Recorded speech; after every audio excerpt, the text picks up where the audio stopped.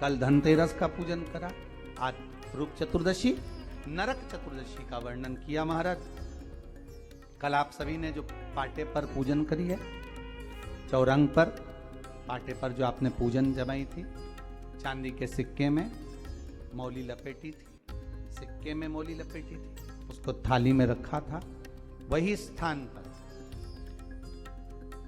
वो थाली अगर आपने उठाकर अंदर रख ली हो या कहीं पर विराजमान कर दी हो, उस थाली को कहीं विराजमान कर दिया हो, तो आज फिर पुनः वही थाली वापिस सुंदर गोबर से लीप कर या जल से उसको पोंछ कर वहां पाटा रखें, चौरंग रखें, चौकी रखें महाराज। उस पर वापिस पुनः लाल वस्त्र बिछाकर उस थाली को वापिस वहीं रखें। आज जो दिए लगना है, आज जो दीप लगना है महाराज, एक दिया आटे का चौमुखी, 4 बत्ती का दीप लगाएं।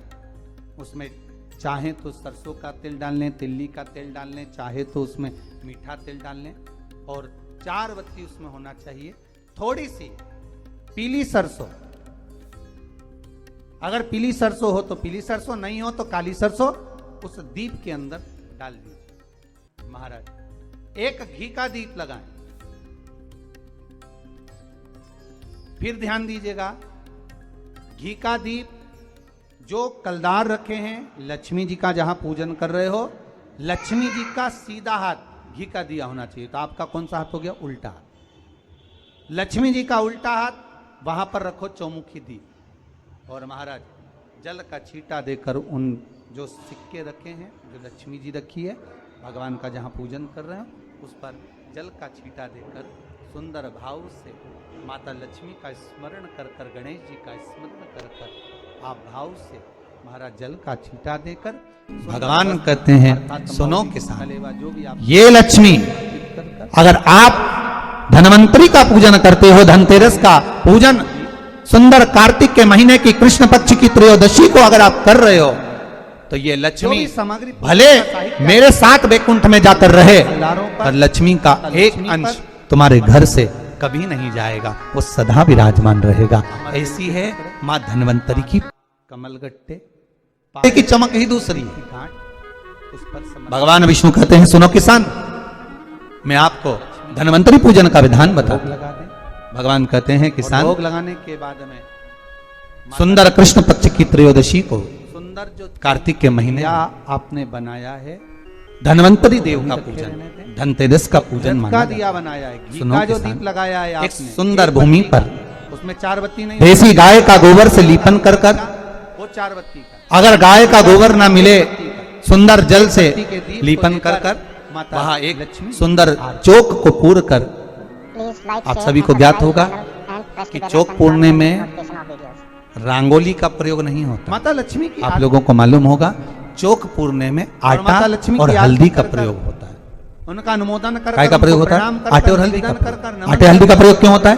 क्योंकि आटा समृद्धि को बढ़ाता है, लक्ष्मी वैभव को बढ़ाने वाली हल्दी होती है। इसलिए जब चौक पूरा जाता है भूमि पर, तो चौक पूरते समय आटा हल्दी का प्रयोग करते हैं। थोड़ा सा चावल का दाना या गेहूं का दाना रख दिया जाता है, उसके ऊपर एक सुंदर चौकी, एक चौरंग, एक पाटा रख दिया। आज भगवान नारायण के साथ आप भगवान विष्णु बता रहे हैं किसान को धनतेरस के पूजन का वर्णन, और जो भगवान विष्णु ने बताया है वही पूजन का वर्णन आप लोग श्रवण कर रहे हैं। धनतेरस का प्रयोग कर पूजन करें, और शिव महापुराण के इस भाव को, विष्णु पुराण के इस भाव को, स्कंद पुराण के इस भाव को आप धारण करें और निवेदन करें माता लक्ष्मी से।